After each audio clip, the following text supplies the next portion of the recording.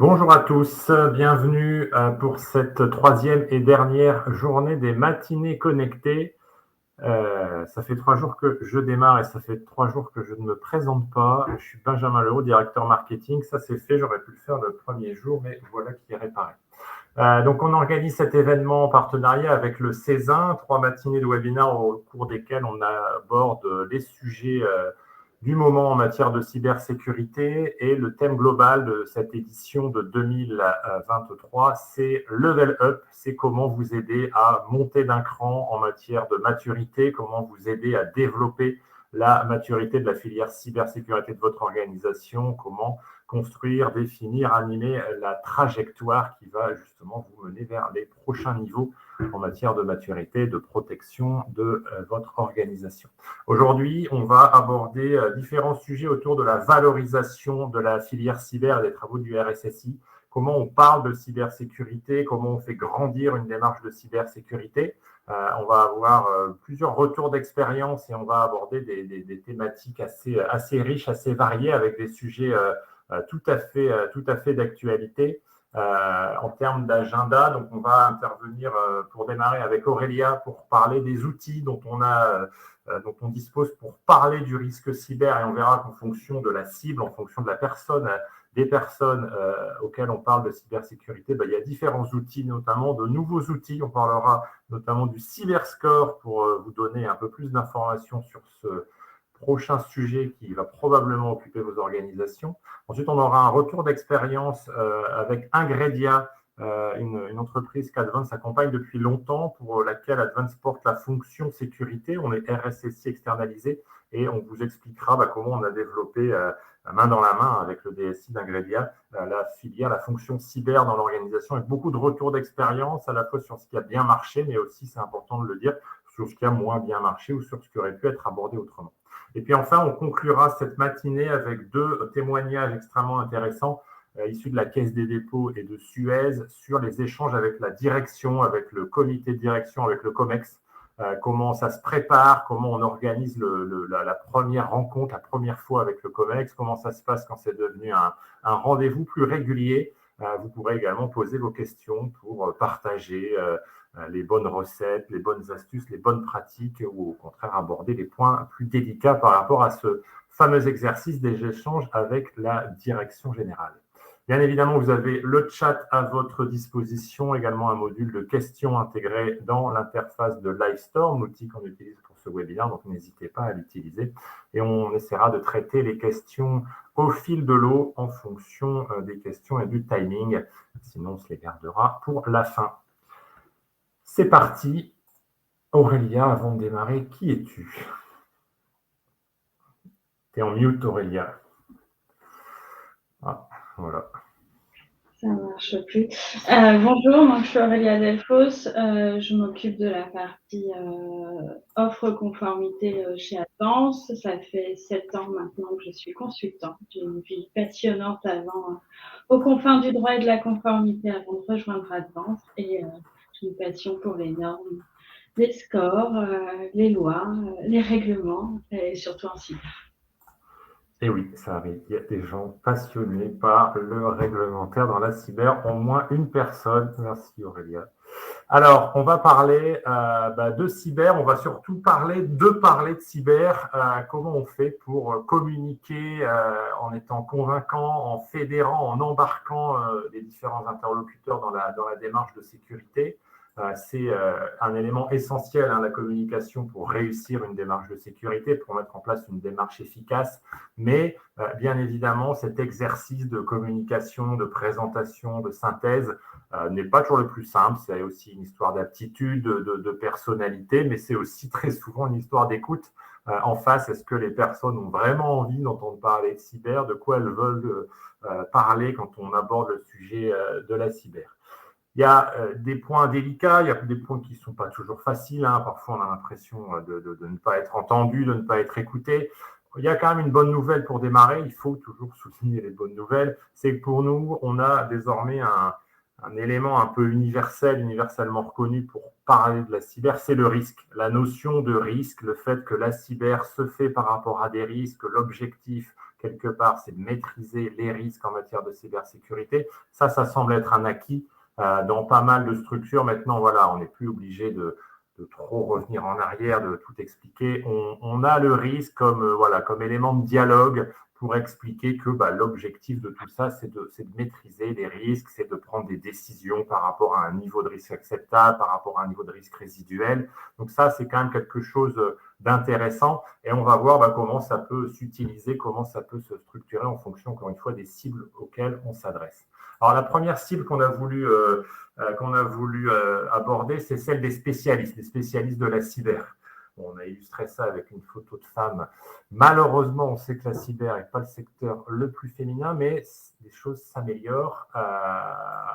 Le premier point, voilà, c'est quand on parle à des experts, on va être tenté d'utiliser les outils des experts. Et quand on parle de risque, notamment, on est quand même plutôt bien loti, peut-être trop bien loti dans le cercle des experts, des spécialistes de la cyber. Et encore plus si on zoome dans le cercle des gens de la gouvernance, de la GRC, on n'est pas en manque de normes, de méthodes.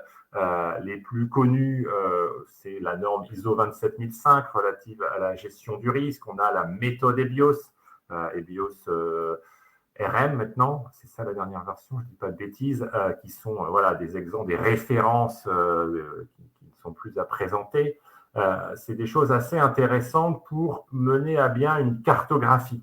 Ces outils, pour moi, ils sont très intéressants pour identifier les risques, pour pointer du doigt les risques de façon rationnelle, sans tomber dans le ressenti, dans l'imprécision, dans le fantasme. Le gros intérêt, c'est qu'avec ces outils, on cartographie des risques, on parle de risques sans dire « Oh, je pense qu'on va se faire attaquer comme ci, comme ça, je pense qu'il y a une vulnérabilité, je pense que tel métier est sensible à tel effet, etc. etc. » Non, on a quelque chose qui permet quand même de rationaliser le discours. Mais il y a quand même une difficulté, notamment quand on veut utiliser le risque comme quelque part un outil un peu de pilotage, un outil de prise de décision pour la démarche cyber. C'est que c'est quand même parfois des outils un petit peu compliqués. Alors, j'ai repris cette petite blague d'un autre intervenant dans la cyber de la société dont j'ai oublié le nom, qui fait des scans de vulnérabilité et qui a été racheté par Framatome il n'y a pas longtemps. Bref, il y avait une présentation et on se disait que quels sont les objets les plus lourds dans l'univers.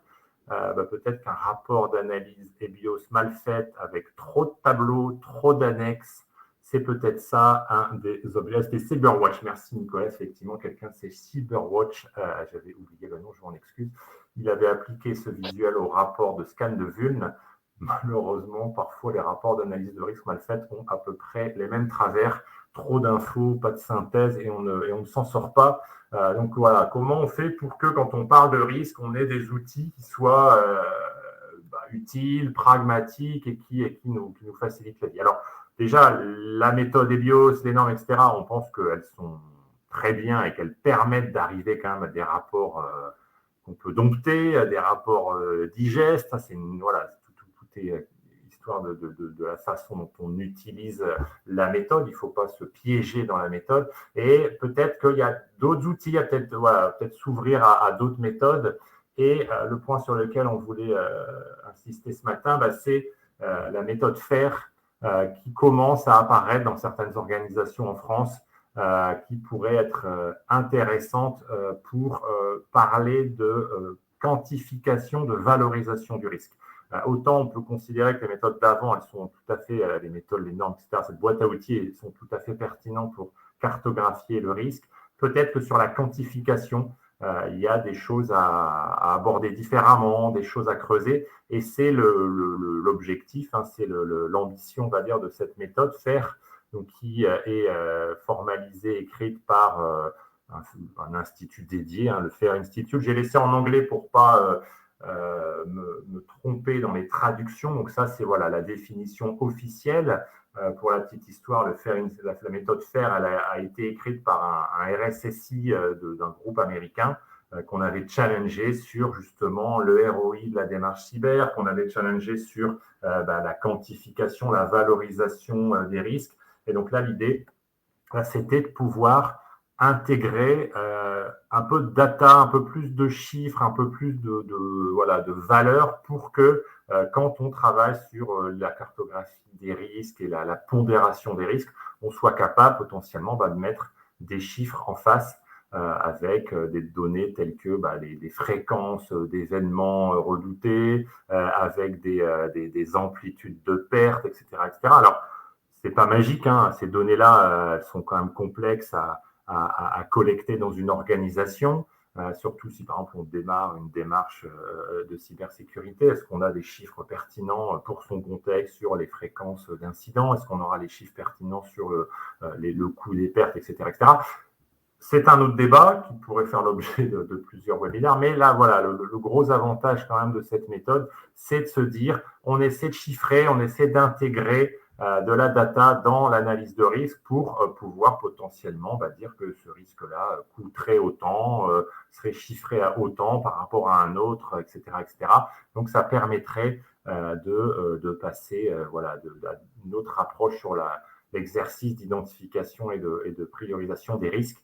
Et d'ailleurs, c'est écrit dans le deuxième bullet point, c'est pas uniquement des graphiques de couleurs, peut-être un petit tacle sur toutes les petites matrices d'analyse de risque avec le joli dégradé du vert au rouge en passant par l'orange. Ils essaient d'être dans des choses un peu plus chiffrées. Certaines structures en France commencent à utiliser cette méthode. Nous, de ce qu'on voit au quotidien, ça reste très, très ponctuel, hein. C'est pas encore quelque chose qu'on voit partout. C'est à creuser. Pour nous, c'est quelque chose d'intéressant. Encore une fois, hein, comme avec toutes les méthodes, toutes les normes, ça vient alimenter une boîte à outils. Il y a peut-être de bonnes idées à prendre d'en faire et d'autres à laisser de côté parce que, en fonction de sa maturité, de sa culture d'entreprise, de son appétence au risque, on n'a peut-être pas envie de tout prendre. En tout cas, c'est des choses intéressantes et que certains acteurs de l'outillage de la GRC ont commencé à intégrer. On a des structures comme Citalit, par exemple, ou d'autres structures qui viennent outiller, on va dire, la GRC, qui essaient de plus en plus d'intégrer ces éléments, cette data dans l'analyse de risque, dans la cartographie des risques, pour faciliter quelque part la prise de décision. Donc pour nous, voilà, même à un niveau d'expert cyber, c'est intéressant d'avoir ces éléments-là qui permettraient peut-être de franchir un palier de plus dans la discussion, le dialogue autour des risques pour justement avoir des chiffres et pas uniquement placés par rapport à des échelles de façon relative. Ensuite, une fois qu'on a parlé entre experts cyber, très souvent, on doit parler de cyber décideurs. Alors, ça fait le lien avec d'autres présentations qu'on pourra faire sur les échanges avec la direction générale. Là, l'idée, c'est de se dire, voilà, quand on doit parler à un décideur, à une direction générale, à un patron d'un périmètre métier, comment on fait? Assez souvent, vous avez peut-être déjà vécu ça, hein, on va vous poser des questions. Alors, où est-ce qu'on en est sur la cyber? Comment ça se passe? Comment ça se passe chez les concurrents? Chez Intel, j'ai entendu dire qu'ils étaient à 4 sur 5. Et nous, alors, c'est quoi notre note? Est-ce qu'on ne met pas trop d'argent? Est-ce qu'on est bien protégé sur tel sujet? On peut avoir beaucoup de questions. Et on se rend compte que présenter une cartographie des risques à un décideur qui n'a pas beaucoup de disponibilité, qui traite plein de sujets à la minute, c'est peut-être trop compliqué. Même si la carto, elle est parfaite, elle est chiffrée, elle est pondérée, il y a peut-être quelque chose qui va manquer un peu d'efficacité. Il faut essayer d'aller droit au but si on n'a que quelques minutes, on va dire, pour présenter une situation. Et assez souvent, le Graal, ça pourrait être l'indicateur unique en disant, voilà, monsieur le directeur, madame la directrice, c'est ça, la cyber en ce moment dans l'organisation. Et on tombe sur ce sujet de l'indicateur unique avec assez souvent, depuis quelques temps, une notion de scoring. On a vu arriver pas mal d'agences de notation, différents acteurs qui se sont mis sur le rating cyber. On en a cité quelques-uns et on n'a pas de lien avec les uns ou les autres. Il y en a plusieurs et on ne les a pas tous mis. La bonne nouvelle, c'est qu'ils s'essayent à cet indicateur unique en reprenant les codes des agences de notation bien connues dans le monde dans le secteur financier. J'ai mis un tableau sur la gauche là, qui présente un peu, qui compare les scorings des grandes agences comme Standard & Poor's, Moody's, Fitch, etc. Dans certains domaines, pour certains dirigeants, c'est des choses qui parlent. On veut avoir évidemment la meilleure note, c'est un peu comme à l'école, on veut être A+, on ne veut pas être C-, on ne veut pas être C+. Donc c'est vraiment extrêmement parlant, mais on a bien vu, et récemment d'ailleurs le Césin s'est exprimé pas plus tard que la semaine dernière sur le sujet, il y a quand même un petit couac sur le mode de calcul, la transparence quant à la méthode de calcul, et voilà, aussi louable que soit l'objectif de tendre vers cet indicateur unique, la façon dont c'est utilisé à l'heure actuelle par certains acteurs du rating cyber, ça ne semble pas encore complètement convaincant parce qu'on ne sait pas, parfois on ne sait pas sur quoi justement le calcul se fait. Est-ce que ce n'est pas trop pondéré par ce qu'on voit à l'extérieur, parce que parfois ce sont des agences qui scannent, qui récupèrent de l'information publique, et du coup c'est peut-être en déséquilibre par rapport à l'état de la sécurité en interne. Donc malheureusement, voilà, cet indicateur unique qui est très tentant pour synthétiser de façon très efficace en un clin d'œil, on va dire, l'état des lieux, l'état de la maturité cyber, je pense qu'on n'y est pas encore. Même si on va le voir justement après, il y a des initiatives, notamment avec le Cyberscore, ça va être le sujet d'après, qui visent à avoir un indicateur. Mais on verra que c'est sur un périmètre quand même assez ciblé, assez défini, avec une méthode justement qui se veut a priori plus transparente. Donc je pense que pour la direction, on n'a pas encore un indicateur unique, ça se saurait. Je pense que ça fait très longtemps que les professionnels de la cyber, les RSSI le cherchent, mais on a des choses à creuser, peut-être aussi du côté des indicateurs agrégés, où on ferait des synthèses d'indicateurs un peu plus techniques, même si probablement ces indicateurs seront spécifiques à chacun. On n'a pas encore non plus d'indicateurs de haut niveau de référence. Hop, j'ai perdu. Voilà. Et donc, la troisième cible dont on voulait parler, et Aurélie a beaucoup de choses à vous dire là-dessus, c'est peut-être une cible à laquelle on ne pense pas tout le temps, ça va dépendre des organisations, mais c'est quand on veut parler du risque cyber à tout le monde. Donc là, voilà, on passe des experts cyber en passant par la direction à tout le monde. On est comme ça, là, du jour au lendemain, on va se mettre à parler de cyber à tout le monde. Et il y a des choses dans les cartons, il y a des choses qui arrivent. Il y a eu des annonces récentes du gouvernement. On a repris les visuels du dossier de presse qui a été fait au mois de mai par le ministère des Finances, avec un projet de loi avec pas mal de mesures. Je ne sais pas si Aurélia, tu as des remarques ou les points saillants. On a parlé du bouclier anti-arnaque. Il y a eu beaucoup d'annonces. La cyber a été sous le feu des projecteurs. Pour toi, quels sont les points intéressants à creuser déjà sur les 12 mesures de ce projet de loi? Déjà, c'est de se dire que voilà, c'est pas nouveau que la loi s'intéresse à ses citoyens et plus qu'aux organisations, évidemment, et aux confins de la cyber, pour certains, c'est pas vraiment de la cyber, pour d'autres, on est complètement, mais le RGPD et une de ses philosophies était ça, de protéger chaque citoyen face à ses données personnelles. Là, le projet de loi qui est en train de passer, j'ai eu une super alerte du Sénat ce matin. Voilà, ils sont en train de regarder donc cette jolie loi qui s'appelle Sécuriser et réguler l'espace numérique, qui est en fait la mise en droit national du DGA et du DMA, qui sert à protéger finalement l'ensemble des citoyens et l'Europe, et d'avoir une certaine souveraineté. On peut voir qu'il y a plusieurs objectifs. Il y a évidemment la protection des citoyens et la protection des enfants au travers de tout ce qui est le cyberharcèlement, etc. Dont peut-être qu'à titre personnel, on peut connaître, ou en tout cas avec nos enfants, et l'actualité ces derniers temps a été pas mal démontrée. On a tout ce qu'il y a en termes d'entreprises et de collectivités, et d'entreprises qui ne soient pas forcément très grandes, et de voir comment on travaille dessus et comment on fait face finalement aussi aux géants de l'informatique et du cloud. Et puis, c'est aussi quelque chose qui est dans l'air du temps, mais c'est ce qu'on appelle donc la désinformation. Et la cyber est un vecteur de désinformation. Ça fait partie, si on paye les gentils, les méchants. Voilà, et de faire attention à ça, et au travers d'agences, de choses qui existent, et on le voit encore plus en ce moment avec l'actualité en Ukraine, ou de ce qui peut se passer au centre de l'actualité de ces derniers jours d'un groupe comme Wagner. Et donc, il y a des nouveautés, mais il y avait déjà des choses dans les cartons pour parler de sécurité au grand public. On voulait rappeler la bonne vieille homologation. Finalement, à quoi elle servait? Ça fait très longtemps que ça existe. C'est une loi de 2010. Donc, ça fait longtemps qu'on s'inquiète, en tout cas, de ce qui peut être fait et de la transparence que l'on peut avoir et de la confiance dans l'outil numérique, notamment en termes d'administration, parce que ça ne fait pas toujours un lien naturel entre numérique et administration, et donner confiance finalement à l'ensemble des utilisateurs au travers de l'homologation de ce qu'on appelle les téléservices en droit.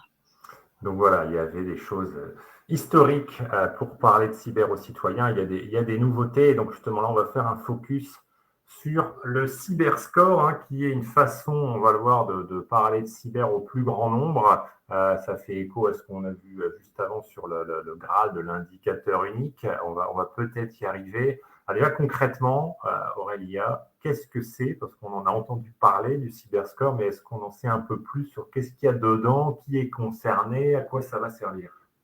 Alors, le cyberscore, il est vraiment fait pour donc les utilisateurs et donc les personnes privées d'un certain nombre de plateformes et pour un peu, comme on le connaît au travers du Nutri-Score, voilà, de se dire j'achète un paquet de chips parce que j'ai confiance finalement dans le taux de gras, ou est-ce qu'il est bon ou pas pour ma santé. Finalement, c'est de se dire, voilà, quand j'utilise une plateforme numérique, donc ça c'est le terme générique que l'on utilise en termes de droit, est-ce que je peux avoir confiance? Quel est le référentiel? Et donc, il y a eu cette loi en mars 2022 qui a fait l'objet de débats intenses et passionnés au sein de nos assemblées pour mettre en place ce cyberscore qui, donc là, on attend les modalités concrètes. Évidemment, il y a la loi et puis il y a les décrets d'application et de la façon dont on va les mettre en œuvre. Elle a été donc votée et publiée en mars 2022 et c'est pour donner confiance finalement aux citoyens dans l'utilisation des sites et des réseaux sociaux et notamment sur des choses assez importantes, sur comment sont utilisées les données, sur la sécurité du site que l'on peut avoir, sur où est-ce que vont tout ça et comment c'est localisé. Il n'y a pas forcément de notion de bien et de mal, mais de notion de connaître les choses, de savoir, un peu quand on parlait du risque, en fait, quand on parle du risque, c'est finalement d'avoir les cartes dans ses mains pour savoir ce que l'on fait en toute connaissance de cause. On a le droit d'en prendre. Là, c'est pareil, c'est pour que chaque utilisateur sache comment c'est fait et s'il a envie d'y aller ou pas et pourquoi. Donc, il y a tout un changement. Donc, cette loi modifie le code de consommation. Pour rappeler, pour la petite histoire, il n'y a pas de code de la cyber, même s'il existe, parce qu'il a été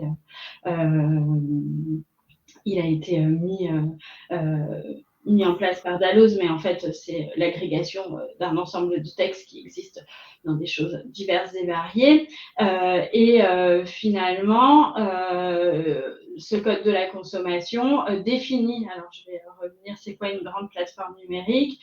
Alors, tout n'est pas clair et tout n'est pas encore défini, mais en fait, la loi qu'on a vue avant, donc sur la sécurisation, et notamment à cause du DGA et du DMA, on avait une notion de plateforme numérique dans le code de consommation qui est abrogée par cette nouvelle loi pour reprendre les définitions telles qu'elles sont définies en Europe, et c'est un nombre de connexions et d'un certain nombre de choses et d'utilisations, et en fait ça va être certainement, le cyberscore va être implanté par vague pour se dire, voilà, vous avez tant de connexions mensuelles, etc. Vous devez faire le cyberscore, et peut-être que le seuil changera au fur et à mesure de l'implémentation de la loi. En tout cas, on peut dire que ça va concerner une partie du système d'information pour les organisations. Ça peut être un site internet, un service en ligne, mais c'est plutôt des choses exposées, utilisées par le grand public. Ça ne va pas concerner l'ensemble des SI d'une organisation. Non, c'est vraiment ce qui est dans l'utilisation visible, c'est pas toute très joli comme mot, mais toute la tambouille interne avant que la magie arrive sur nos écrans. Mais c'est vraiment de se dire, voilà comment c'est fait au travers d'un certain nombre de thématiques et qui permettent de vulgariser aux personnes, de se dire, c'est quoi, enfin, je sais pas pour vous, mais quand on essaye d'expliquer son métier et qu'on travaille dans la cybersécurité, la moitié des gens ont du mal à comprendre ce que l'on peut faire dans la vie de tous les jours. Et donc, ça fait écho, je pense qu'une des questions, c'est sur qui ça va tomber en premier, qui va être concerné. Donc là, tu mentionnais des seuils de trafic, de visite. Est-ce que tu peux nous en dire plus sur les périmètres d'applicabilité? Donc, ce qui est important, il va y avoir plusieurs seuils et plusieurs choses. Peut-être que ce sera étendu. C'est pas une démarche, enfin, c'est une démarche volontaire plus. C'est-à-dire que il y a pour les organisations le fait de faire ce cyberscore, etc. Et il peut y avoir une incitation forte voilà, à le faire et à le faire apparaître. Donc aujourd'hui, dans les seuils mentionnés, c'est 25 millions de visiteurs uniques par mois depuis le territoire français pour l'année 2024. On a échangé aujourd'hui, puisque cette loi est pilotée par Bercy, par le ministre du Numérique. On a échangé donc avec un de ses représentants. Tout n'est pas encore sec. Tout n'est pas encore sec sur est-ce que tout le monde sera concerné, est-ce que tout le monde ne sera pas concerné, est-ce que ce sera par vague, comment ce sera fait. Là, on est vraiment dans le tuning de la loi et du décret d'application et de ce qui devra être fait. Aujourd'hui, c'est ça, les mentions qui sont définies voilà, pour remplacer l'article du code, donc le 107, qui du coup est abrogé et va reprendre ces définitions-là et sur lequel s'appuiera le cyberscore, mais le décret d'application peut aller plus loin, un peu moins, ou définir un certain nombre de choses. Donc aujourd'hui, c'est plutôt orienté gros site, et aussi toute plateforme de vente, les réseaux sociaux, l'utilisation de messagerie, etc. Tout ce dont finalement, ce qu'on utilise le plus à titre personnel quand on a besoin de faire quelque chose sur Internet, si je vulgarise super. D'accord. Et donc, concrètement, comment ça va se passer quelle est la moulinette qui va permettre de savoir si on est A, B, C, D ou E? Alors, ça, c'est une moulinette. Donc, l'audit doit être réalisé par un prestataire qualifié PACI. Donc, il y a une liste de gens qui sont PACI. Aujourd'hui, la grille et les thématiques qui vont être faites, donc il y a un score qui va de A+ à F. Sera donnée, donc la grille va être donnée par l'État, on va avoir un super fichier Excel, voilà, et qui va déterminer cette note au travers d'une grille d'audit. Aujourd'hui, il y a 9 thématiques qui sont mis en place, avec derrière 40 critères sur ces 9 thématiques. Et derrière ça, il y aura des points de contrôle que l'on ne connaît pas encore, qui vont permettre d'établir cette note. Il faut savoir que dedans, on intègre la localisation, qui était un des points prégnants de la loi et de l'esprit qu'a voulu donner le législateur par rapport à la confiance, de savoir où étaient les données et de ce que ça voulait dire. On n'a pas encore non plus, parce que ce qui est important dans un score, c'est comment c'est calculé, et quels sont finalement les seuils, les interactions entre les points et qu'est-ce qui vaut plus que l'autre, voilà, basiquement. Et tout ça donnera un cyberscore avec une note qui devra être affichée sur l'écran d'accueil et dans les mentions légales avec la date d'audit. Pareil, la périodicité d'audit est aujourd'hui en discussion. La loi le prévoit tous les ans. Nous, à titre de cabinet, on a dit que c'était beaucoup trop et qu'on préférait voilà, pour l'ensemble des acteurs et de la filière, que ce soit tous les 2 ans ou tous les 3 ans. Ça fait partie des sujets aujourd'hui de discussion. Je ne sais pas si on sera entendu, mais en tout cas, on a fait part de notre expérience. Et donc voilà, comme le Nutri-Score, on aura le bon score cyber, le cyberscore, tel qu'il sera affiché.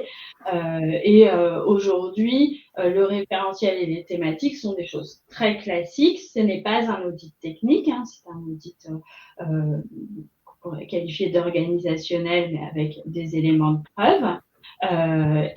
Qui permettront de définir cette note au travers de mécanismes qui seront échangés. Merci, merci Aurélia. Je vais conclure rapidement parce que l'heure tourne et on prendra une question. Bon, on l'a vu, hein, le risque, c'est un élément clé, mais ce n'est pas toujours simple d'en parler. On a des outils, on a une boîte à outils, on n'a pas encore l'indicateur unique pour présenter globalement un état de maturité, un niveau de sécurité, mais on a des initiatives entre les agences de cyber-rating, on a c'est plus qu'une initiative, cette future obligation du cyberscore. Donc voilà, ça nous donne des outils. On avait une question sur la différence entre cyberscore et mon service sécurisé de l'ANSSI. Alors, est-ce que tu peux y répondre, Aurélien? Alors, la philosophie se rejoint, hein, mais ce n'est pas la même chose. Mon service sécurité de l'ANSSI reprend ce dont on parlait, qui sont sur les homologations, donc les homologations de téléservices entre le citoyen et l'administration ou entre deux administrations, alors que le cyberscore, c'est vraiment pour l'ensemble des outils, j'ai envie de dire, de la vie de tous les jours que l'on peut avoir sur le net, pour donner et établir une confiance. Les gens ont besoin, on dit souvent je m'en fiche de savoir où sont mes données, etc. Mais dans les préoccupations des populations, des citoyens, etc., savoir ce qui est fait, comment c'est fait et est-ce que je peux avoir confiance dans le service sur lequel je suis, reste quelque chose d'important. Merci. Merci à tous. On va passer à la prochaine présentation. Il reste des questions, mais on va les traiter par le chat ou par la plateforme Livestore. Merci beaucoup. Merci. Alors, j'appelle Timothée Coulmin et David à venir sur scène.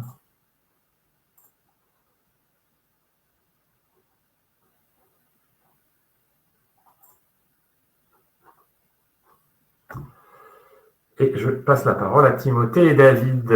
Merci. Mais bonjour, messieurs. Bonjour. Bonjour à tous.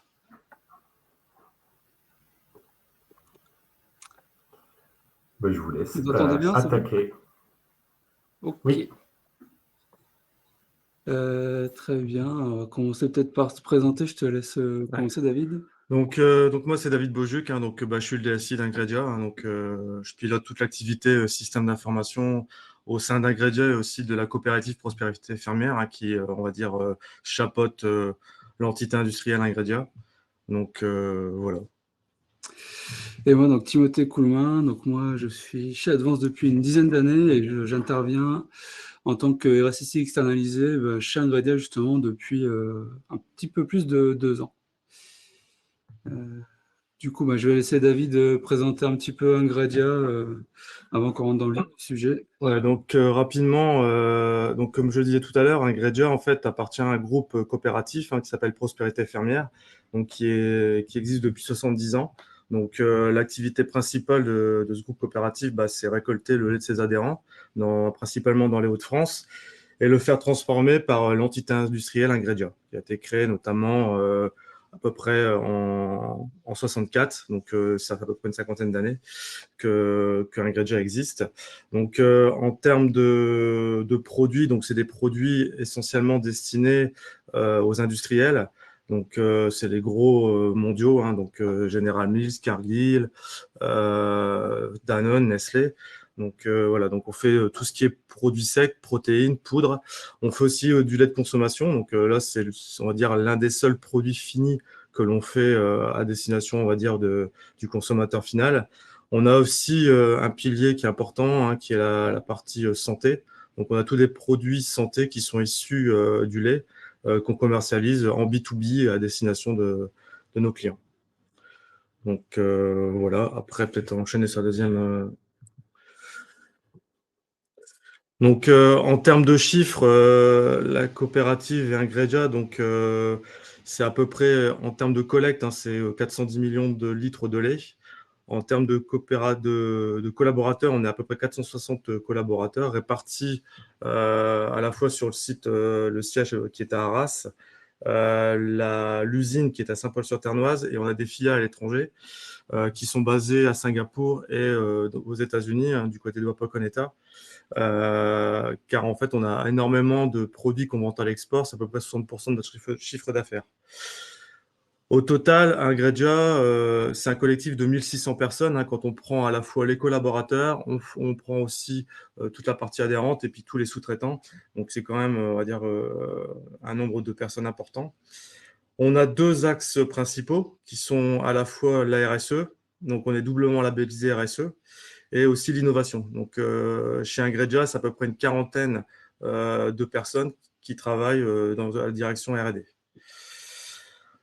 En termes de chiffres, tonnage, donc rapidement, hein, donc, comme c'est indiqué, hein, donc à peu près 15 000 tonnes par an de protéines et de bioactifs. Hein, donc bioactifs, c'est tout ce qui est produits santé, et à peu près 50 000 tonnes de poudre de lait et de crème.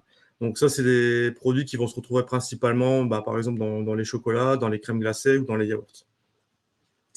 Et dernier point qui est à noter, on est depuis la semaine dernière, on a été labellisé Bicorp. Donc ça renforce un peu le mouvement que l'on est en train de prendre, à savoir voilà, prendre vraiment l'axe de la RSE. Donc on a été noté à 85,2 points par rapport au score. Ok, eh bien, on va entrer un petit peu dans le vif du sujet. Donc sur la partie vraiment fonction sécurité, donc comme je disais, moi j'interviens depuis 2 ans, depuis 2021, mais fort heureusement, Ingredia n'avait pas attendu mon arrivée pour commencer à s'intéresser à la cybersécurité. Donc je vais peut-être, David, te laisser commencer peut-être un peu le démarrage autour de 2014. Ouais, donc en fait, on a pris 2014 hein, comme point de départ. En fait, avant, la sécurité des systèmes d'information chez Ingredia, c'était géré uniquement par l'équipe infrastructure. Donc, toutes les personnes qui géraient à la fois le système et le réseau. Il n'y avait pas vraiment de démarche clairement définie, hein, ni de politique. Donc, en fait, c'était de la sécurisation plus technique et technologique. Donc, forcément, bon, ça répondait à certains besoins. Mais bon, au fur et à mesure du temps, on s'est rendu compte que bon, c'était pas suffisant. Donc, on faisait aussi appel à de l'expertise ponctuelle, hein, notamment sur la mise en place de firewall, la mise en place de systèmes de protection comme des antivirus. Et à un moment donné, on a pris conscience que voilà, il fallait aller plus loin, et donc on a fait faire un audit. Et de là, de l'audit, on est sorti qu'il fallait mettre en place en fait une PGSI, donc une politique globale de la sécurité des systèmes d'information. Donc à cela, forcément, est venue naturellement une matrice des risques. Hein. Donc là, on avait utilisé Méhari à l'époque. Donc voilà un petit peu. Donc là, on était vraiment au début de mettre un cadre autour de la sécurité des systèmes d'information. Après, du coup, autour de ça a continué. Après, autour de 2017, là, c'était un petit peu augmentation des prestations, mais aussi surtout l'anticipation de l'arrivée du RGPD qui a été mise en application en 2018. Donc c'est là que Ingredia a commencé à faire appel à Advance vraiment sous l'angle conformité avec la partie RGPD. Aussi des audits de sécurité, on en reparlera, mais qui sont de plus en plus récurrents. Et donc moi, je suis arrivé en 2021 avec mon objectif, c'était vraiment la mission, c'était RSSI externalisé. Donc au démarrage, j'étais à peu près de 2 jours par semaine environ.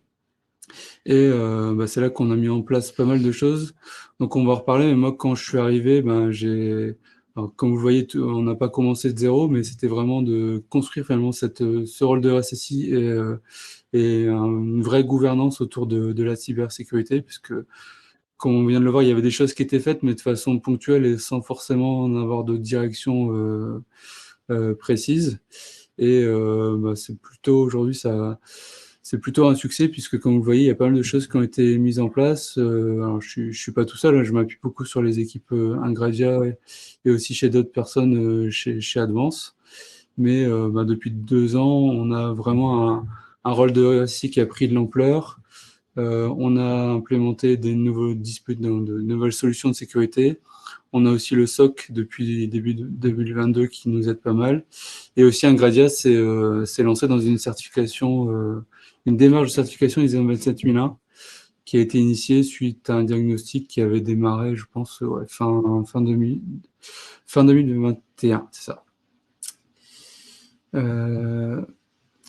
Du coup, si on regarde un petit peu en termes de les derniers temps forts, donc comme je disais, la mise en place d'une vraie fonction de RSSI à partir de mars-avril 2021.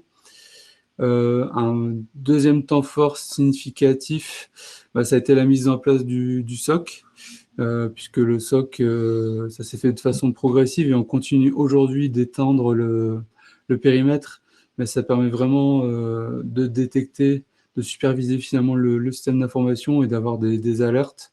On en a encore régulièrement sur des choses anormales qui se passent.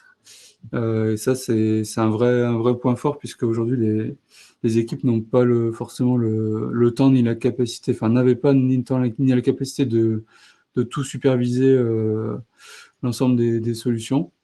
Et on continue, le SOC, l'avantage, c'est qu'on continue finalement de le configurer, de l'optimiser, d'augmenter le périmètre, donc, et de l'améliorer, en fait, puisque il faut aussi qu'il s'adapte finalement à l'évolution du système d'information qui, elle, ne s'arrête pas.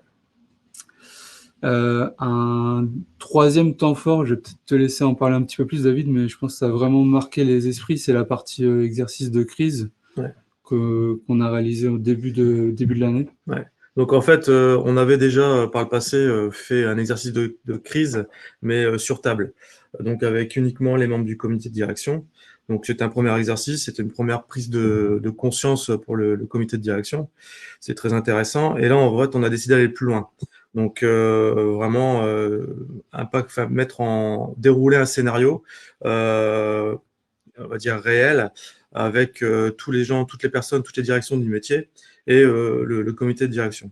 Donc là, c'était fort, on va dire, très intéressant dans le sens où, voilà, il y avait des modes dégradés qui avaient été mis en place, des PCA, des PRA, et donc là, c'était l'occasion pour les métiers d'appliquer, de mettre en œuvre ces PCA. Et c'est là qu'ils se sont rendus compte réellement, voilà, qu'il y avait des choses qui étaient perfectibles. Et donc voilà, c'était très, très intéressant parce que ça permet de nous mettre vraiment réellement en situation de cyber. Pour compléter, en fait, c'était un vrai exercice, puisqu'on a complètement coupé une partie du système d'information pour de vrai, en prévenant les gens. On s'est posé la question, est-ce qu'il faut les prévenir ou pas, mais on les avait quand même prévenus. Mais on a quand même vraiment coupé, on va dire, pendant grosso modo une journée, le système d'information. Et du coup, c'est comme le disait David, les gens se sont vraiment rendus compte, ok, si aujourd'hui, j'ai plus accès à mes données, mon système d'information, j'ai prévu théoriquement des PCA, des PRA, mais du coup, ils étaient vraiment mis devant le fait accompli. Et on s'est rendu compte, enfin, les gens se sont rendus compte finalement du degré de préparation et on va dire de fonctionnement de ces modes dégradés. Et souvent, c'est ça les vrais enseignements, souvent, au début, les premières minutes, premières heures, ça fonctionne à peu près, mais on se rend vite compte que quand on a besoin de certaines infos ou de données d'un autre service, tout de suite, on atteint les limites un peu de l'exercice. Et ça voilà, ça a vraiment, je pense, quelque chose qui a beaucoup marqué et qui a permis aussi de permettre, ça nous a aidé, c'est sur le fait que les gens se rendent compte que demain, si on a une cyberattaque qui nous obligerait, par exemple, à couper le système d'information, quelles seraient les conséquences sur le métier, le quotidien des gens, en fait. Et ça, pour moi, avant cet exercice, les gens avaient une idée, mais peut-être un peu trop vague et souvent sous-estimée. Donc ça a vraiment été quelque chose qui nous a permis finalement de capter l'attention et si aujourd'hui on communique justement sur la cyber, souvent les gens se remémorent cet exercice et c'est vrai, ok, c'est important, il faut il faut que j'écoute et que je mette en œuvre ce qu'on me préconise, quoi. Ouais, ça leur a permis de se rendre compte en fait de l'intérêt des PRA, des PCA et aussi voilà pourquoi on fait beaucoup de sensibilisation par rapport à toutes ces problématiques cyber. C'est vraiment, enfin voilà, le fait de faire un exercice de crise, c'est vraiment un événement déclencheur sur la prise de conscience. Voilà. Et puis un dernier temps fort, bon, c'est très récent, mais c'est un point qui est clé pour Ingradia, puisqu'il y a une usine avec du coup un environnement industriel OT qui a une très, très forte importance au niveau du système d'information. Donc, c'est qu'on a lancé l'étude d'un projet d'interconnexion IT-OT, parce qu'aujourd'hui, les deux environnements sont, on va dire, quasi séparés. Et l'extension du SOC, qui aujourd'hui, le SOC ne supervise que la partie IT, et on a pour projet de l'étendre sur la partie OT, puisque ça a un vrai intérêt. Il y a vraiment un sens à ce qu'on puisse aussi superviser ce qui se passe côté OT. Je sais pas si tu veux. Non. Du coup, bon, on les a un petit peu. On en a un petit peu parlé, mais alors ça reste des grands classiques, mais finalement, on se rend compte que les facteurs clés de succès du coup, de la mise en place d'une vraie gouvernance cybersécurité, on vous les a listés ici. Comme je disais, pour moi, c'est des grands classiques, mais l'expérience a prouvé que c'est des choses qui fonctionnent toujours.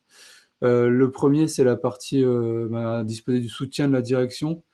On a la chance chez Ingradia d'avoir une direction qui est déjà très sensibilisée à la base à la cybersécurité. Mais malgré tout, c'est vraiment important d'avoir ce soutien, et aussi c'est pas la seule chose nécessaire, c'est aussi de rendre des comptes régulièrement. D'où l'importance de mettre en place des comités avec des indicateurs pour dire à la direction, OK, voilà où on en est sur les chantiers, avec des choses, des chiffres concrets. Puisque c'est bien d'avoir le soutien, mais si on n'arrive pas à justifier d'un avancement, de progrès concret, c'est peut-être plus compliqué. Après, pour compléter sur la partie de soutien de la direction, pour moi, c'est essentiel. Si la direction, alors que ce soit le comité de direction, mais en plus la direction générale, sont pas, on va dire, un vrai partenaire pour mettre en place, sensibiliser les collaborateurs, ça peut pas marcher. Là, aujourd'hui, chez nous, comme disait Timothée, on a vraiment cette chance, hein, c'est que la direction générale a compris les enjeux liées à cette problématique de cyber, et donc forcément elle est assez poussive sur les métiers pour que voilà, les personnes soient sensibilisées en temps et en heure, que les moyens techniques, technologiques soient mis en place. Donc ça, c'est extrêmement important. Ensuite, le deuxième point, c'est plutôt autour de l'expertise, des compétences. Aujourd'hui, c'est une des difficultés qu'on rencontre en cybersécurité. Il y a beaucoup de solutions de cybersécurité qui arrivent sur le marché, plus ou moins pertinentes, plus ou moins innovantes. Donc, d'où l'intérêt, même la nécessité de faire de la veille et d'identifier. Donc, comme le disait David dans l'introduction, on a la chance chez Ingradia, c'est une société qui est très orientée sur l'innovation. Donc, quand il y a des nouvelles solutions, on n'hésite pas à y aller, à tester, à faire un POC. Et puis, si c'est pertinent, on les intègre, sinon non. Et aussi, un deuxième point que moi je trouve important, c'est valoriser l'expertise des équipes plutôt en interne. Aujourd'hui, les équipes infra ont beaucoup de choses à faire. La cybersécurité, c'est une de leurs casquettes, mais ils sont aussi des compétences plus classiques sur déployer, maintenir l'infrastructure, etc. Et donc, quand ils font des choses bien et ils le font, il faut bien ne pas hésiter à valoriser justement les bons réflexes en termes de cybersécurité, etc. C'est pour que eux, du coup, il y a un vrai intérêt à continuer de faire ce genre de choses, quoi. Le troisième point, on en a parlé un petit peu, mais c'est la partie communication. C'est un des points majeurs. Et on a mis en place en fait des événements, même des routines autour de la cybersécurité. Il faut, et ça c'est, comme je disais, moi ça fait 2 ans que je suis là, mais ça commence vraiment à prendre de l'ampleur, hein. Il faut plus que la cybersécurité soit vue comme une contrainte. Il faut vraiment que ce soit dans la culture, dans les réflexes, finalement dans le quotidien. Comme on l'a dit, l'exercice de crise qu'on a mis en place, ça a été je pense, un point qui a permis de passer un cap, mais il faut continuer à communiquer, à faire des actions, donc notamment des choses qui ont bien marché et qu'on aura peut-être dû, avec du recul, mettre en place un petit peu plus tôt, c'est les campagnes de phishing. Ça, c'est encore une fois un grand classique, mais montrer aux gens voilà, qu'ils sont peut-être pas aussi bons qu'ils le pensent en termes de réflexe sur la partie phishing, mais aussi montrer que grâce à certaines actions, ils s'améliorent. C'est des choses qui marchent très très bien. Donc ça, on en fait, on va continuer à le faire. Et aussi après, faire d'autres actions.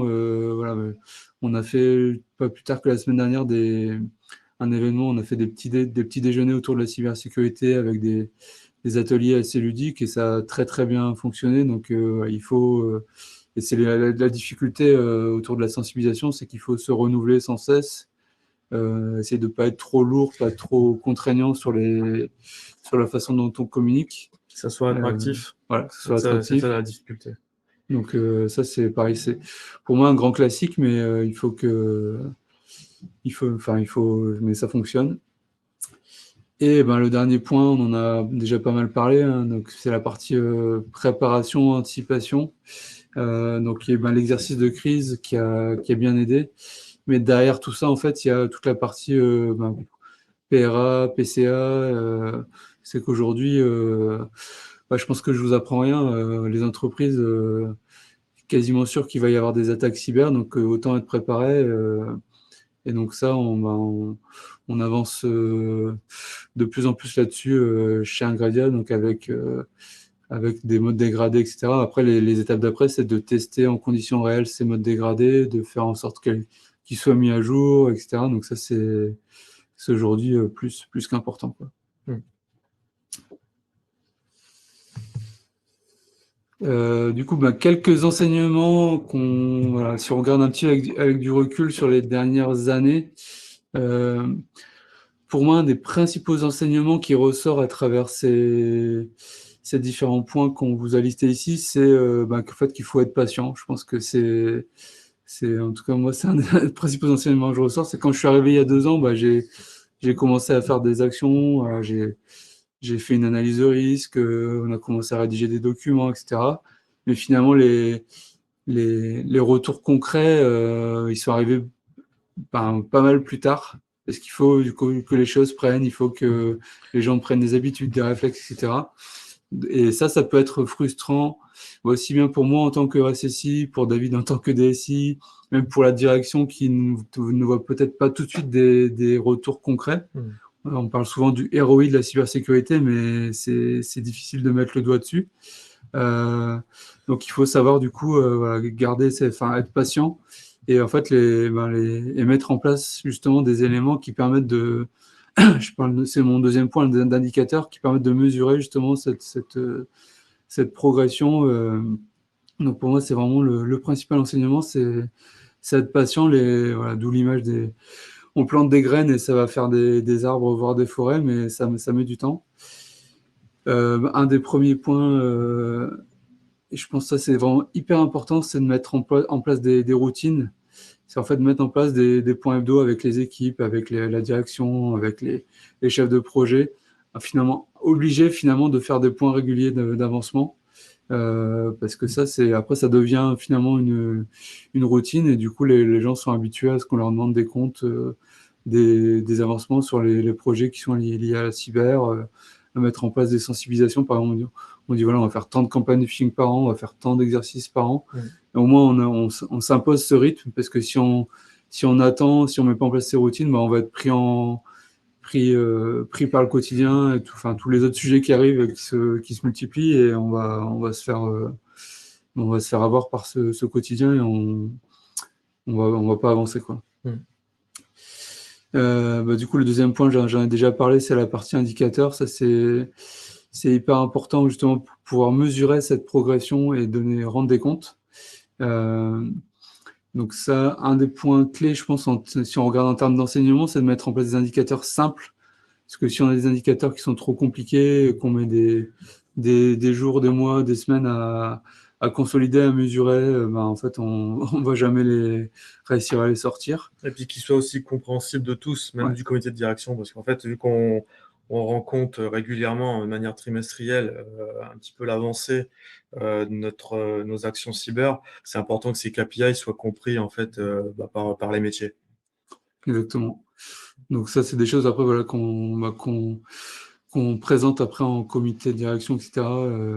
Et c'est bien justement de pouvoir dire par rapport à, on s'est vu la dernière fois il y a 2 mois, cet indicateur a évolué, pour quelles raisons? Et après, il peut parfois évoluer dans le mauvais sens. Il faut aussi savoir l'expliquer, hein. C'est la complexité des indicateurs. Et un des points aussi qu'on peut suivre assez facilement, c'est l'avancement des plans de remédiation, parce que par exemple, Ingredia, on fait régulièrement des audits de sécurité, plusieurs par an, et souvent il y a des plans d'action qui en ressortent, et ça va dire, je sais pas, il y avait une vingtaine d'actions, aujourd'hui on en a corrigé 10, et il en reste, etc. Donc ça, ça permet aussi de mesurer une évolution assez facilement. Ouais, parce qu'en fait, ce qu'il y a aussi, il faut noter, c'est que bon, en général, c'est les équipes infra qui vont s'occuper, enfin, qui vont agir d'un point de vue opérationnel sur le système d'information pour mettre en place ce plan de remédiation. Et si à un moment donné, c'est pas suivi de manière régulière, il y a le quotidien qui revient, il y a les projets qui sont aussi de l'autre côté. Donc forcément, c'est vachement important de se mettre ce plan pour avoir un suivi et pour que ça reste toujours d'actualité et que ça soit mis toujours au bon degré de priorité. Ensuite, ma troisième enseignement, je pense que je vous apprends rien, mais c'est finalement le contexte et la menace cyber. C'est-à-dire qu'on a beau nous faire des actions, des efforts pour essayer justement d'augmenter notre maturité cyber, les événements qui se passent à côté, l'actualité, les différentes attaques qu'on peut avoir sur différentes sociétés, différents établissements, malgré tout, ça aide beaucoup à faire changer les esprits. Donc, l'actualité, c'est important de faire de la veille aussi. Et on a eu un cas chez Ingredia, un des grands partenaires d'Ingredia s'est fait attaquer l'été dernier. Et on a vu quand même que ça a pas mal chamboulé peut-être l'état d'esprit de certaines personnes qui se sont dit, si un partenaire aussi proche s'est fait attaquer, c'est que nous, on est potentiellement concernés, et ça, ça a permis quand même de faire changer les esprits. Donc ça, c'est des choses qui peuvent aider malgré tout, quoi. Ah ouais, ça met du poids, hein, malheureusement, dans la prise de conscience côté métier. Là, notre partenaire, hein, bon, il s'était rendu public, hein, officiellement, c'est 4 millions d'euros de pertes par rapport à cette attaque. N'a pas été compté forcément les démissions, enfin les problèmes qui sont autour. Mais bon, c'est quand même quelque chose qui est relativement conséquent.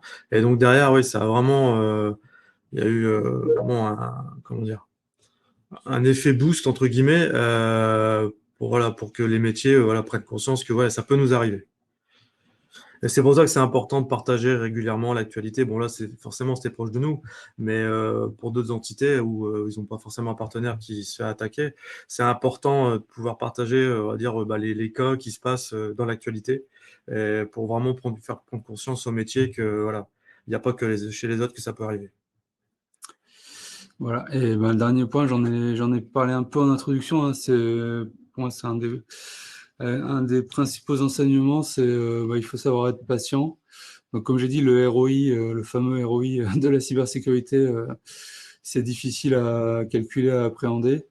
Et un des points aussi qui peut permettre de faire changer les choses, c'est plutôt, mais ça, je pense que depuis quelques années, on évolue vraiment dans ce sens-là, hein. C'est plutôt que de voir la cybersécurité juste comme une dépense et une contrainte, plutôt de la voir comme quelque chose qui peut aider à créer de la valeur, à créer des nouveaux services. Voilà, si aujourd'hui les données, par exemple des clients d'Ingredia, on sait qu'elles sont bien protégées, elles sont bien sécurisées, ça peut donner de la confiance envers les clients, les adhérents, etc. Donc, mais ça, c'est des choses, c'est pas que chez Ingredia qu'on commence à voir un peu dans l'écosystème de la cybersécurité, les mentalités commencent à changer, donc c'est plutôt une bonne nouvelle.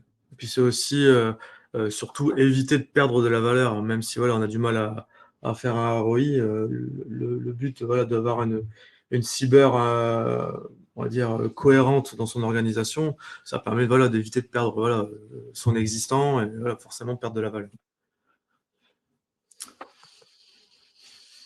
Et voilà, c'est terminé pour nous. Merci, merci beaucoup. Merci David, merci Timothée. On va enchaîner sur le dernier sujet. S'il y a des questions, on les prendra au fur et à mesure. J'invite les deux autres intervenants à monter sur la scène virtuelle. Je vais les appeler. Voilà. Bonjour. Bonjour Benjamin. Bonjour Sébastien. Donc on va démarrer ce dernier sujet. On va aborder le sujet des échanges avec la direction générale, avec les comités de direction. Un petit changement de slide. Voilà. Du coup, on va démarrer. Je vous laisse vous présenter déjà, messieurs Arnaud et Sébastien. Je vous remercie d'avoir accepté de participer. Je vais vous présenter rapidement et puis on va rentrer dans le vif du sujet. Voilà, on a perdu Sébastien, mais Arnaud. On perd Sébastien. Le temps qu'il se reconnecte, je vais me présenter. Donc, je suis Arnaud Martin, je suis le directeur de la cybersécurité du groupe Caisse des dépôts. Donc le groupe Caisse des dépôts, c'est un groupe, c'est un peu comme faut le voir comme étant une grosse banque d'investissement à côté de la Banque de France pour servir un certain nombre d'intérêts de l'État français. Et c'est un groupe assez gros qui est pas forcément extrêmement connu, mais assez gros puisque à l'intérieur du groupe, il y a des entités telles La Poste, Transdev, donc des entités BPI France aussi, des entités bancaires et des entités industrielles. Sébastien, tu es revenu, je te laisse la parole. Bonjour, vous m'entendez? Oui, très bien. Oui, donc bonjour, Sébastien Blard, je suis le directeur cybersécurité du groupe Suez. Donc, un certain nombre de filiales et d'activités dans les métiers de la gestion de l'eau et de la valorisation aussi de tout ce qui est, on peut appeler ça tout ce qui est déchets, et avec une présence internationale. Merci beaucoup. Pour ce sujet, on va justement aborder le thème des échanges avec la direction, qui sont des éléments clés dans la démarche cyber. Ça permet beaucoup de choses, ça permet de légitimer certaines actions, ça permet de les valoriser, ça va rythmer la démarche de sécurité. Ça a beaucoup d'avantages, mais ça n'est peut-être pas toujours simple à provoquer, à mettre en place, à réussir à cadencer, à garder de façon rythmée et régulière, parce que les personnes en face n'ont peut-être pas le temps, en fonction de la maturité, de la culture des entreprises, la direction ou les directeurs métiers n'ont peut-être pas toujours envie de parler de cybersécurité. Donc l'idée d'aujourd'hui, c'est tout simplement de partager les expériences d'Arnaud et de Sébastien pour savoir comment réussir la première fois, quand on doit préparer la première fois, et puis quand c'est quelque chose de plus rythmé, quelles peuvent être les leçons des directeurs cyber ou des RSSI qui ont eu l'opportunité de le faire régulièrement. Donc on va enchaîner sur une logique d'interview. L'objectif est vraiment d'échanger, donc n'hésitez pas encore une fois à utiliser le chat, les questions pour poser vos questions. On veut que cette session soit la plus interactive. On va démarrer donc avec Sébastien sur la première fois. C'est toujours émouvant. La première fois, comment ça s'est passé pour toi?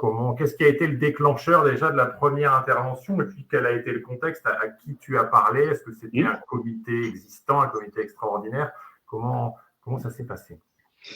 C'est un très bon point. La première fois, c'était pour présenter la feuille de route cyber et les investissements associés. Et il y a un vrai challenge pour on va dire, déclencher cette première intervention, parce que la réalité, c'est que le créneau est difficile à avoir, mais c'est que c'est attendu.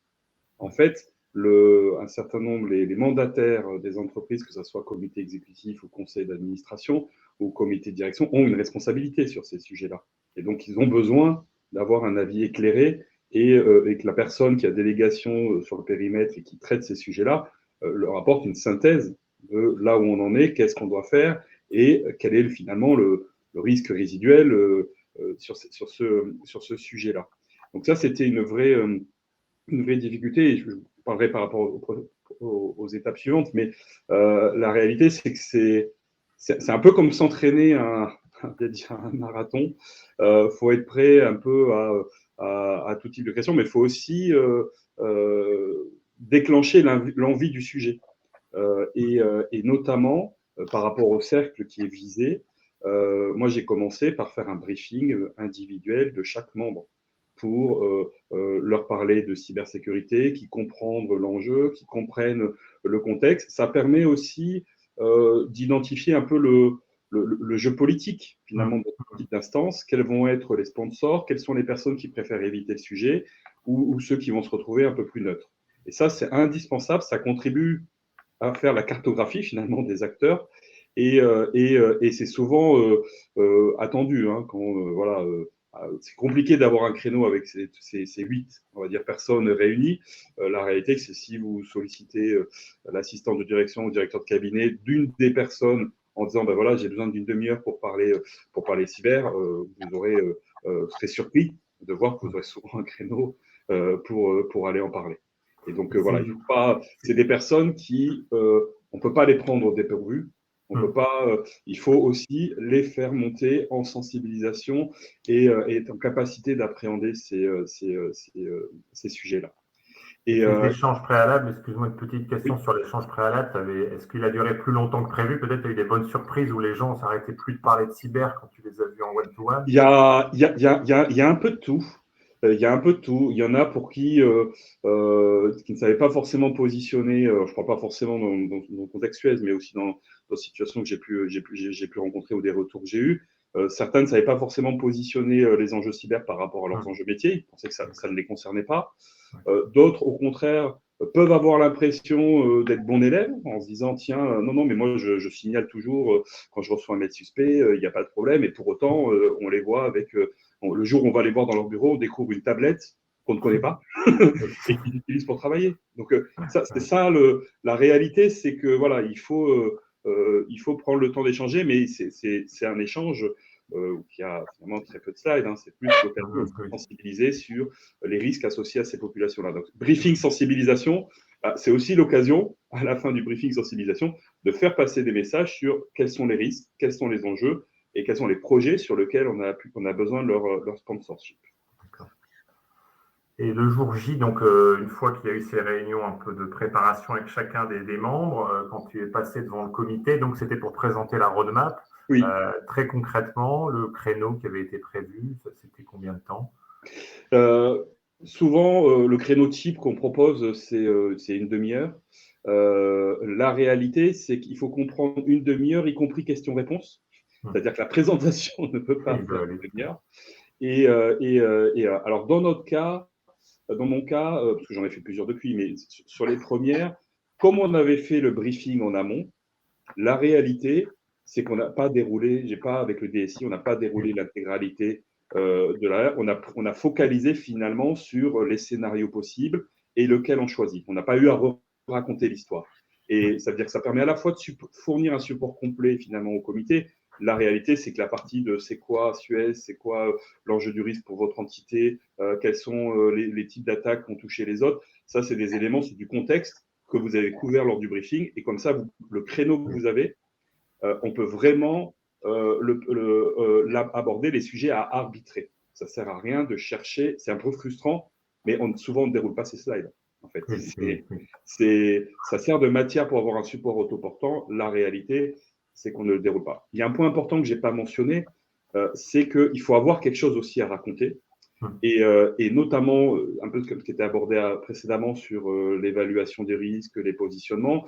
Dans le cas d'un conseil d'administration d'un COMEX, il se pose la question de est-ce que le dispositif que l'on met en place, il a été testé de manière externe et indépendante. Et finalement, cette première intervention, il peut y avoir deux enjeux. Si vous n'avez pas le budget pour faire le test, vous passez pour dire il faut en faire un, et au final, vous sortez avec le budget. Si vous avez le budget pour faire le test au préalable et que vous arrivez à le prioriser dans votre effort, faites le test et demandez un rendez-vous pour présenter les résultats. Donc, dans les deux cas, ça permet pour moi de faire bouger les lignes et ça peut me permettre de montrer qu'il y a eu un regard extérieur. Ce n'est pas juste la vision du directeur cyber ou du RSSI, ça a été challengé par des partenaires et avec une méthode voilà, un peu agressive qui montre des points forts, mais qui montre aussi des points améliorés, clairement. Et tu disais qu'il y a eu plusieurs scénarios qui ont été présentés là, dans la présentation de la roadmap, et il y a eu une prise de décision en séance, ou alors ça a pris du temps après parce que tout le monde n'était peut-être pas aligné. Comment ça s'est Alors, passé? il y a eu effectivement débat. Des exemples de scénarios, c'est on continue comme aujourd'hui, on accélère et puis on essaie d'être les premiers de la classe. Enfin, je résume, c'est un peu ça, les profils qui donnent lieu à des dépenses différentes, des contraintes, des avantages. La réalité, c'est qu'on ne peut pas faire plus de niveau de sécurité que ce que le métier en a besoin, sinon on tue le métier. La meilleure sécurité, c'est qu'on arrête l'activité. Ça, il n'y a plus de problème. Il y a un équilibre à trouver. Le sujet a fait débat et déjà, c'est quelque chose qu'il faut tester en amont lors du briefing et pour savoir où est-ce qu'on met le curseur. Ces scénarios-là, c'est important de les valoriser financièrement. Ça veut dire quoi comme par exemple l'investissement? Ça veut dire quoi comme conséquences récurrentes?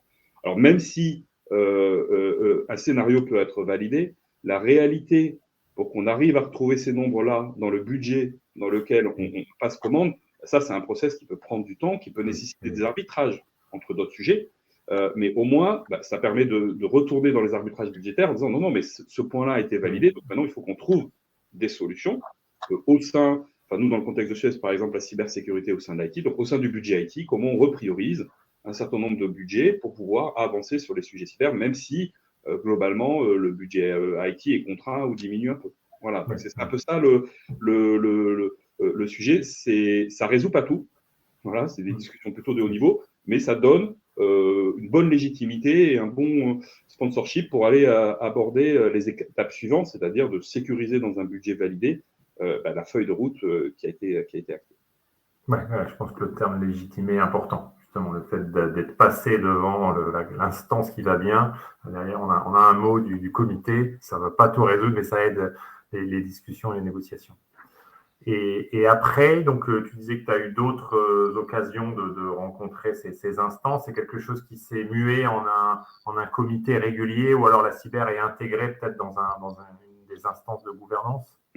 Ça, c'est un vrai bon point, parce qu'autant je disais les 30 minutes sont compliquées. Une des choses qu'a dit la numéro 1 du groupe à la fin de l'intervention, c'est que 30 minutes c'était bien, mais la prochaine fois, il faut 1 heure. Donc déjà, quelle que soit la durée initiale, prenez-la. Je veux dire, ça montrera l'intérêt. Certains ne comprennent pas forcément les enjeux ou tous les aspects, y compris métiers, associés à ça. Donc ça, c'est important. Et effectivement, pour gérer l'après, il faut déjà être en capacité d'acter un peu de la durée et d'acter la fréquence. Ça peut dépendre. Je pense qu'il y a 2 types, pour moi, de fréquences. Il y a la fréquence à laquelle on remonte des éléments, des tableaux de bord, indicateurs, ce qui était partagé aussi en partie précédemment. Pour moi, là-dessus, on est plutôt sur un sujet trimestriel. Est-ce que pour autant, chaque trimestre, je vais aller commenter les chiffres auprès de ce comité-là? Pas forcément, mais mais par contre, ils auront les informations à disposition dessus. Le minimum, c'est annuel. Ne serait-ce que pour actualiser l'état de la menace et des risques, de revenir sur le plan d'action précédent pour dire est-ce qu'on a les résultats et puis mettre en perspective le nouveau plan d'action. Donc le rythme minimal pour moi serait annuel. Et le point qui est important aussi, c'est pour arriver à tenir ça et faire passer les messages, il faut aller à l'essentiel mais sans se justifier. Finalement, c'est vous l'expert devant l'Assemblée. Il y a un vrai sujet de vulgarisation, d'appréhender les sujets, mais ils vont pas challenger tel sujet technique ou comprendre tel acronyme FAIR ou EDR. Hein. Je veux dire entre nous, c'est ça toute la difficulté de l'exercice associé.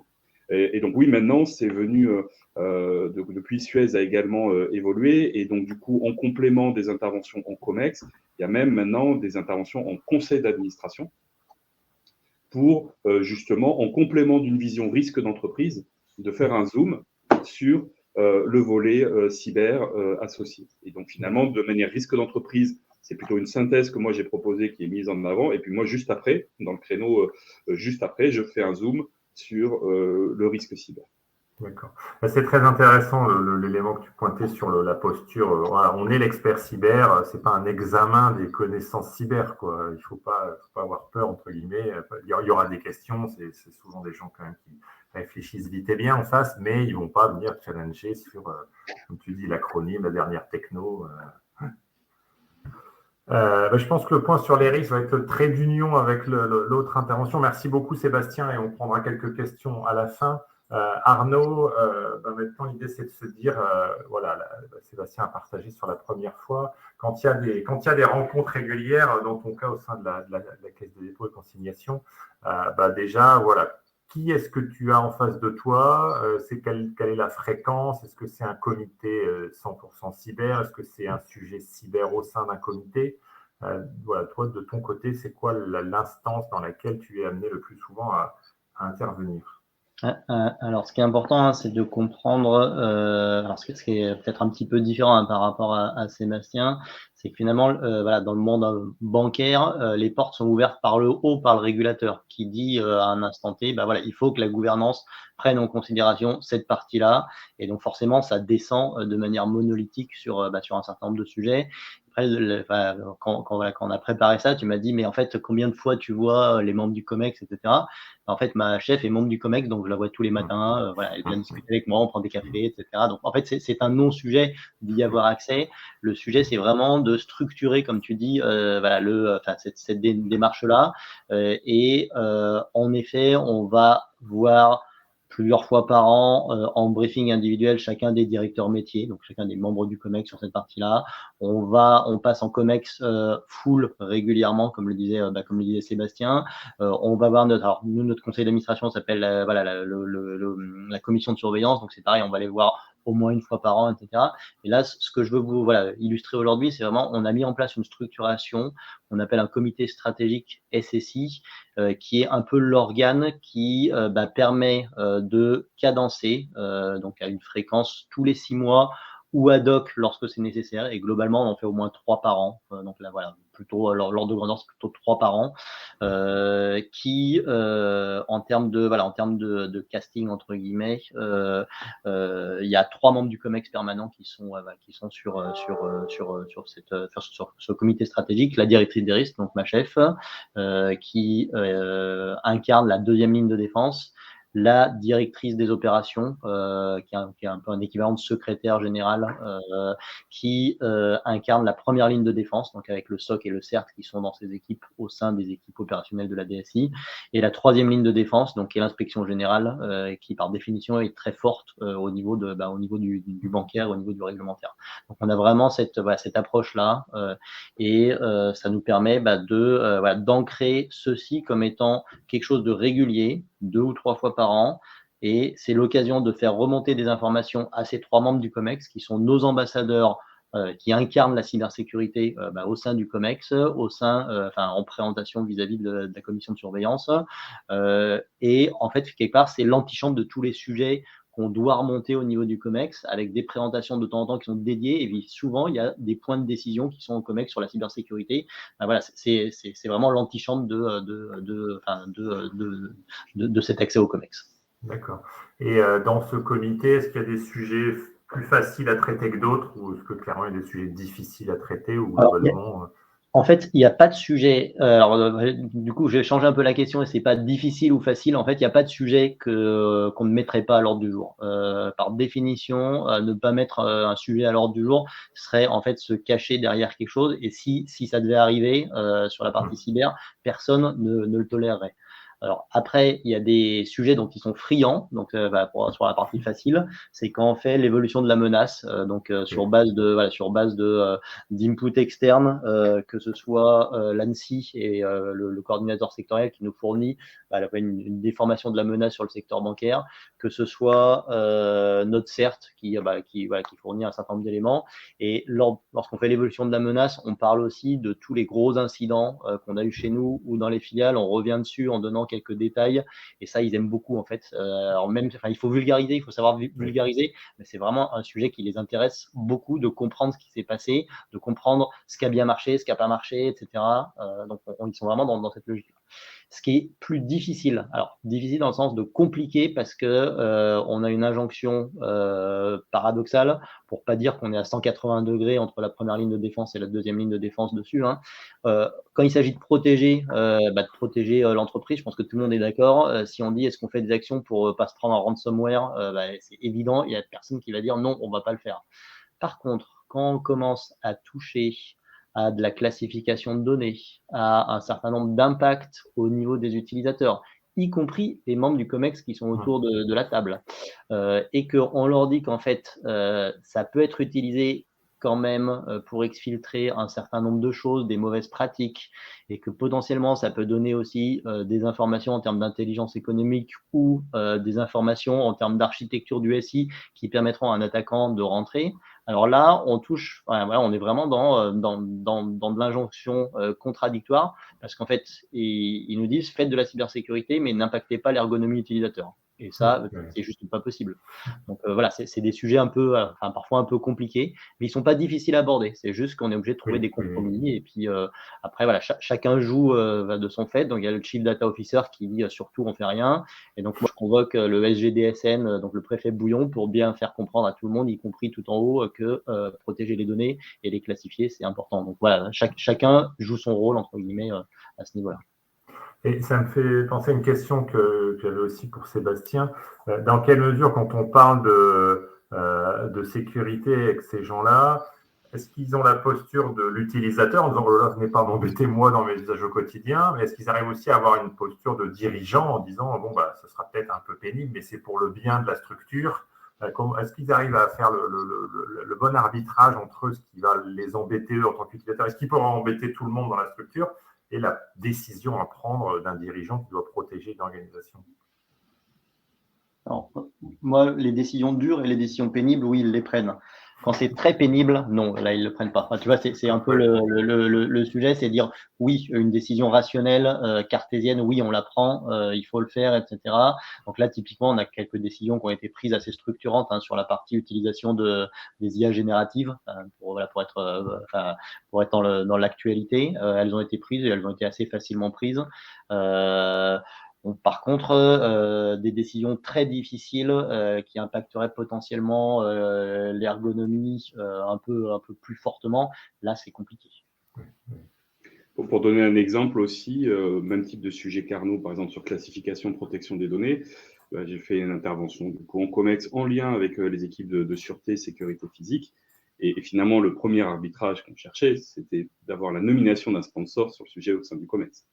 Et donc finalement, on est sorti, on savait très bien que le sujet était complexe, et l'avantage, c'est qu'on est sorti avec une personne qui était du coup désignée, et avec lequel on a continué les échanges pour cadrer l'approche, la politique, quel périmètre on voulait faire et qu'est-ce qu'on était prêt à accepter. Et l'idée derrière, c'est quand c'est démarré, c'est après de revenir, mais avec du coup un sponsorship, pour justement l'imposer. Donc ça, c'est un vrai sujet. Les petits pas aussi sont importants. Qu'est-ce qui est nécessaire pour que vous puissiez continuer à avancer, à mieux couvrir le risque derrière? On va prendre quelques questions. Il y a eu différentes questions qui ont été remontées. Une à l'instant sur le risque pénal des dirigeants. Est-ce que c'est un sujet qui revient régulièrement sur la table? Est-ce que c'est un bon levier? Comment vous vous positionnez par rapport à ces responsabilités, c'est de la responsabilité? C'est ce qui fait que pour moi, la présentation est attendue. Faut prendre aussi en compte que suivant les tailles de vos structures, c'est possible que les dirigeants ou les membres de conseils d'administration soient aussi dans d'autres conseils d'administration et dans d'autres structures. Et donc, forcément, ils voient déjà passer un certain nombre de sujets et donc ils s'interrogent sur tiens, est-ce que vous, au fait, vous êtes assuré contre le risque cyber? Comment vous avez géré vous gérez la résilience? Donc, il y a déjà des questions. Ça aligne vers le haut, finalement, les attentes parce qu'ils ont probablement déjà vu des présentations sur le sujet. Alors moi, par contre, je ne réponds pas du tout, en fait, le risque pénal, non, dans le sens où il y a tellement d'autres, pour un acteur financier, il y a tellement d'autres raisons d'avoir des risques, du risque pénal que la partie cyber, c'est juste un epsilon par rapport au reste. Par contre, le risque de non-conformité, voilà, le risque de non-conformité par rapport au régulateur, oui, ça c'est un vrai sujet. Et l'autre sujet, voilà, ce qui fait que les présentations sont attendues, c'est le risque d'image. Voilà, on est, alors c'est peut-être lié aussi à une spécificité côté Caisse des dépôts, hein, mais on est un tiers de confiance. Un tiers de confiance, voilà, peut pas, se fait attaquer, bien évidemment, potentiellement peut avoir des attaques qui aboutissent. Par contre, il ne peut pas ne pas s'être doté de mécanismes à l'état de l'art en termes de cyber pour contrer ce type d'attaque-là. Une question aussi là sur le chat sur la position par rapport à un sujet comme l'ISO 27001. Est-ce que c'est des sujets qui auraient été abordés ou est-ce que c'est considéré comme trop technique, entre guillemets, pour ces instances-là? Pour moi, en l'occurrence, c'est trop technique. Après, on utilise des référentiels internationaux pour évaluer la maturité. La réalité aussi, ce n'est pas garant d'un niveau de cyber. Donc, en fait, ils apportent beaucoup plus de valeur aux tests externes dans mon cas, hein, qu'à la certification. D'accord. Merci. Et une autre question aussi intéressante en lien avec le sujet récurrent du ROI. Est-ce que ça a abordé le fait que la cyber puisse créer de la valeur? Est-ce que c'est un sujet? Est-ce que c'est une attente? Qu'est-ce que vous pouvez nous partager sur ce sujet? Moi, je peux le partager parce que lors de ma première intervention pour valider la feuille de route, c'était du proactif. En fait, n'avait pas.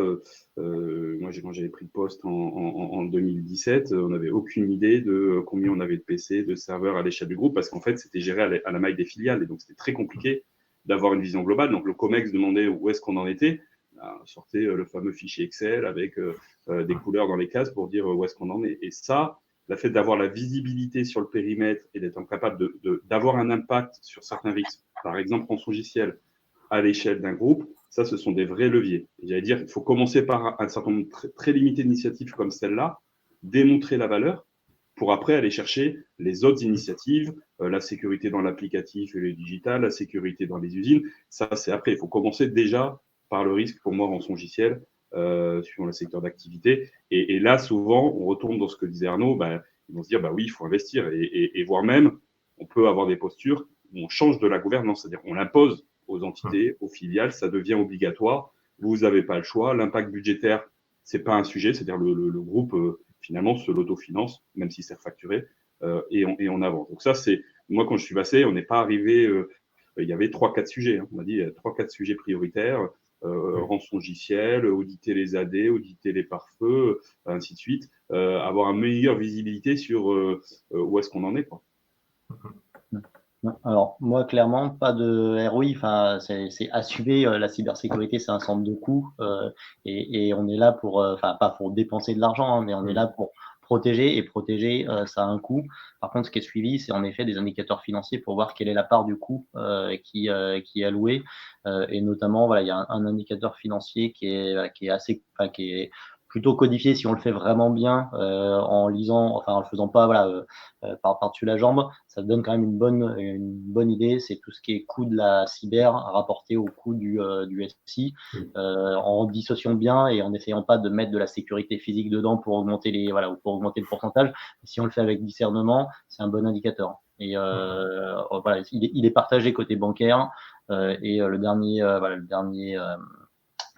le baromètre d'un des concurrents côté Weston sur cette partie-là fournit les bons abacs sur le domaine bancaire. On est à peu près à 6% sur cette partie-là et on nous demande de vérifier qu'on est à l'état de l'art au niveau de ce qu'on a et qu'on est aussi à l'état de l'art, ou en tout cas dans les abacs bancaires de notre côté. Donc c'est quelque chose qui est suivi et qui est demandé aussi bien côté COMEX que côté conseil d'administration.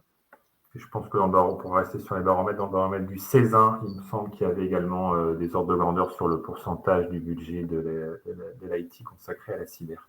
Avant de conclure, moi j'ai une dernière question. C'est dans quelle mesure, Sébastien Arnaud, vous avez déjà été sollicité comme un partenaire business, entre guillemets, l'organisation veut lancer un nouveau projet, une nouvelle initiative, et elle se dit, tiens, la cyber, est-ce que c'est quelque chose qui va être dur ou simple sur ce projet-là? Est-ce qu'ils sont venus vous chercher à un moment donné pour une décision relativement engageante à l'échelle du groupe? Moi, je peux donner un exemple, pas forcément décision, mais le contexte des tensions internationales fait que on dit parfois que c'est compliqué d'avoir des créneaux, mais j'ai pu préparer, faire une intervention conjointe avec la sécurité physique pour parler des enjeux. Et c'est là que les gens ont compris que c'était pas une question de savoir dans quel pays étaient les gens, mais finalement d'où était accédé le système d'information, ce qui est parfois pas exactement la même chose. Et ça peut aider à prendre une posture éclairée de qu'est-ce qui a du sens ou pas du sens, quoi. Enfin, bloquer certains pays, tout ce qui est bloqué purement géographique, ça marche pas toujours, c'est pas forcément le plus pertinent. Voilà, c'est un peu les exemples que j'ai. Et après, on a évidemment, nous, dans le cas des opérations qu'on fait d'acquisition ou autre, ça reste un fort enjeu de l'intégrer by design.